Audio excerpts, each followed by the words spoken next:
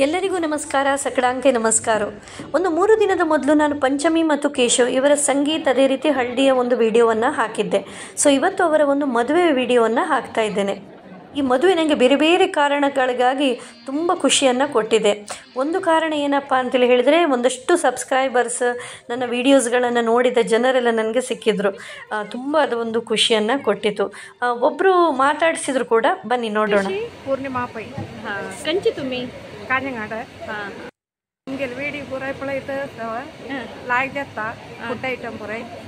So ಎಲ್ರಿಗೂ ಕೂಡ ಧನ್ಯವಾದಗಳನ್ನು ಹೇಳ್ತಾ ಬನ್ನಿ ನಮ್ಮ ಒಂದು GSB ಮದುವೆ ಯಾವ ರೀತಿ ನಡೀತದೆ ಅಂತೇಳಿ ಹೇಳಿ ನೋಡುವ. ಮೊದಲಿಗೆ ವರನ ಕಡೆಯವರು ವಧುವಿನ ಕಡೆಯವರು ತಮ್ಮ ಒಂದು ಕುಟುಂಬದ ಒಂದು ಬಟ್ಮಾಮ್ ಅಂತೇಳಿ ಹೇಳಿರ್ತಾರೆ, ಅಂದರೆ ಕುಲಪುರೋಹಿತರು ಅಂತೇಳಿ ಹೇಳಿ.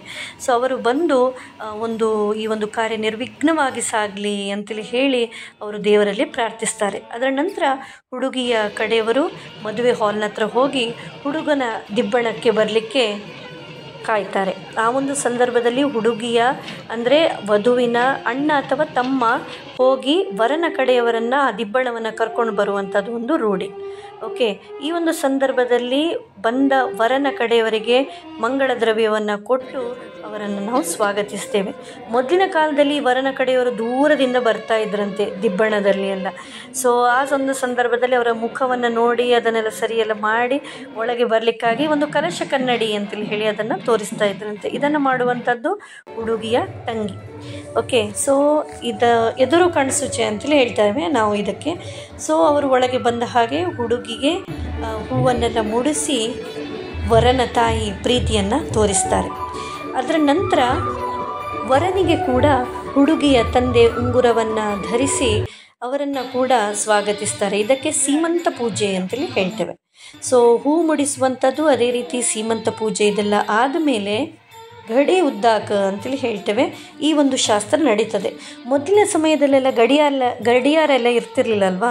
ಆ ಸಂದರ್ಭದಲ್ಲಿ ಏನು ಮಾಡ್ತಾ ಇದ್ರಂತೆ, ಒಂದು ಮಡಕೆಗೆ ಒಂದು ಚಿಕ್ಕ ತೂತನ್ನು ಮಾಡಿ ಅದನ್ನು ಇಟ್ಟಿರ್ತಾ ಇದ್ರಂತೆ. ಅದು ಒಂದೊಂದೇ ಡ್ರಾಪ್ಸ್ ಬೀಳ್ತಾ ಇದ್ದು ಅದು ಎಲ್ಲ ನೀರು ಮುಗಿಯುವಷ್ಟು ಹೊತ್ತಿಗೆ 2 ಗಂಟೆ ಆಗ್ತಾ ಇತ್ತಂತೆ. ಸೊ ಆ ನೀರು ಮುಗಿಯೋಕ್ಕಿಂತ ಮೊದಲು ಮದುವೆ ಶಾಸ್ತ್ರಗಳೆಲ್ಲ ಆಗಬೇಕಿತ್ತಂತೆ. ಸೊ ಇದಕ್ಕೆ ಗಡೆ ಉದ್ದಾಕ ಅಂತೇಳಿ ಹೇಳ್ತೇವೆ. ಸೊ ಅದರ ನಂತರ ಬರುವಂಥದ್ದೇ ಉದ್ದಿನ ಮುಹೂರ್ತ ಅಂತೇಳಿ ಹೇಳಿ. ಸೊ ಇದರಲ್ಲಿ ವರನ ಕಡೆಯವರ ಉದ್ದಿನ ಮುಹೂರ್ತಕ್ಕೆ ಸಮಯ ಹೆಚ್ಚು ಅಂತೇಳಿ ಹೇಳ್ತೇವೆ. ಸೊ ಮೊದಲಿನ ಕಾಲದಲ್ಲಿ ಹೇಗಿರ್ತಿತ್ತಂತೆ, ಈ ಉದ್ದನ್ನು ಇದರಲ್ಲಿ ಅರಿತಾರಲ್ವ, ಈ ಬೀಸುವ ಕಲ್ಲಿನಲ್ಲಿ ಇದನ್ನು ಹಾಗೇ ಇಟ್ಟು ಮರುದಿನ ಅದರ ದೋಸೆಯ ಇಡ್ಲಿಯ ಈ ರೀತಿಯೆಲ್ಲ ಮಾಡ್ತಾ ಇದ್ರಂತೆ.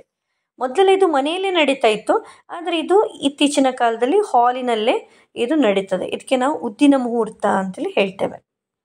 ಇದರಲ್ಲಿ ಹುಡುಗಿಯ ಜೊತೆ ದೆಡ್ಡಿ ಅಂತೇಳಿ ಹೇಳಿ ಒಬ್ಬಳು ಕೂತ್ಕೊಳ್ತಾಳೆ. ಅಂತೇಳಿ ಹೇಳಿದ್ರೆ ನೆಕ್ಸ್ಟ್ ಮದುವೆ ಆಗುವಂತಹ ಒಬ್ಬಳು ಹುಡುಗಿ ಅಂತೇಳಿ ಹೇಳಿ.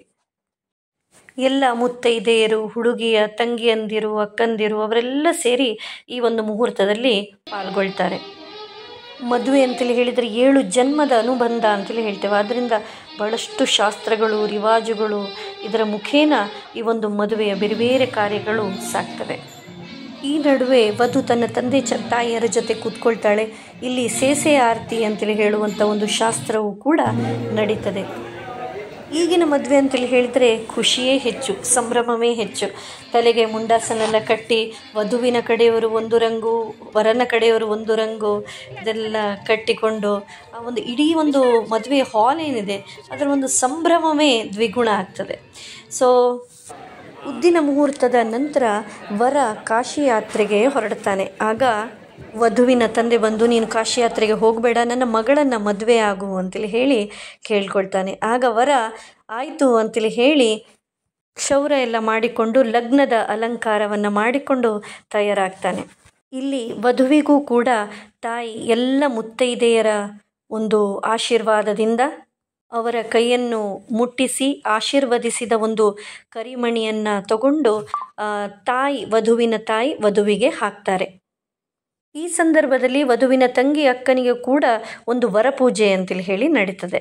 ಅದರ ನಂತರ ಇದು ನೋಡ್ತಾ ಇದ್ದೀರಲ್ಲ ಗಮ್ಮತ್ತು, ಅದರ ನಂತರ ಬರುವಂಥದ್ದೇ ಮಂಟಪಕ್ಕೆ ಮಾವ ಕರ್ಕೊಂಡು ಬರುವಂಥದ್ದು. ಸೊ ಇದಕ್ಕಿಂತ ಮೊದಲು ನೀವು ನೋಡಿದಂಥ ದೃಶ್ಯ ಏನಿದೆ ಅದು ವಧುವಿನ ತಂಗಿದ್ದು. ಅವಳನ್ನು ಒಮ್ಮೆ ಹಿಡ್ಕೊಂಡು ಎಲ್ಲ ಒಂದು ವಧುವನ್ನು ಮಂಟಪಕ್ಕೆ ಕರ್ಕೊಂಡು ಬರಲಿಕ್ಕೆ ವಧುವಿನ ಮಾವನವರು ತಯಾರಾಗ್ತಾ ಇದ್ದರು. ಸೊ ಎಲ್ಲ ಪ್ರಾಕ್ಟೀಸ್ ಎಲ್ಲ ಆದಮೇಲೆ ವಧುವನ್ನು ಇಲ್ಲದ್ರೆ ನಡೆಸ್ಕೊಂಡು ಬರ್ತಾರೆ. ಇಲ್ಲಿ ವಧುವನ್ನು ಅವರು ಮೊದಲಿಂದ ಯಾವೊಂದು ಕ್ರಮ ಇತ್ತು ನೋಡಿ, ಅದೇ ರೀತಿ ಹೊತ್ತುಕೊಂಡು ಅವರು ಕರ್ಕೊಂಡು ಬಂದರು.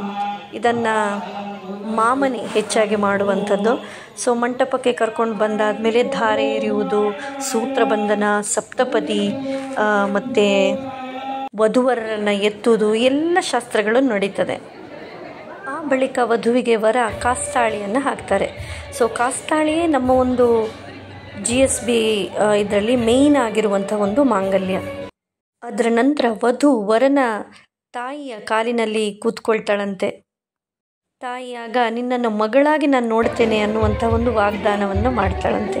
ಇದೆಲ್ಲ ಶಾಸ್ತ್ರವೂ ಕೂಡ ನಮ್ಮ ಒಂದು GSB ವೆಡ್ಡಿಂಗಲ್ಲಿ ನಡೀತದೆ. ಇದರ ನಂತರ ಊಟ, ಅದೇ ರೀತಿ ಶುಭಾಶಯಗಳನ್ನು ಹೇಳುವಂಥದ್ದು ಎಲ್ಲ ಪ್ರಾಸೆಸ್ ನಡೀತದೆ. ಈ ಒಂದು ಮದುವೆಯಲ್ಲಿ ಇವರು ಒಂದು ಪರಿಸರ ಸ್ನೇಹಿ ವಿಚಾರವನ್ನು ಮಾಡಿದ್ದಾರೆ. ಎಲ್ಲರಿಗೂ ಕೂಡ ಒಂದೊಂದು ಗಿಡವನ್ನು ಕೊಟ್ಟಿದ್ದರು.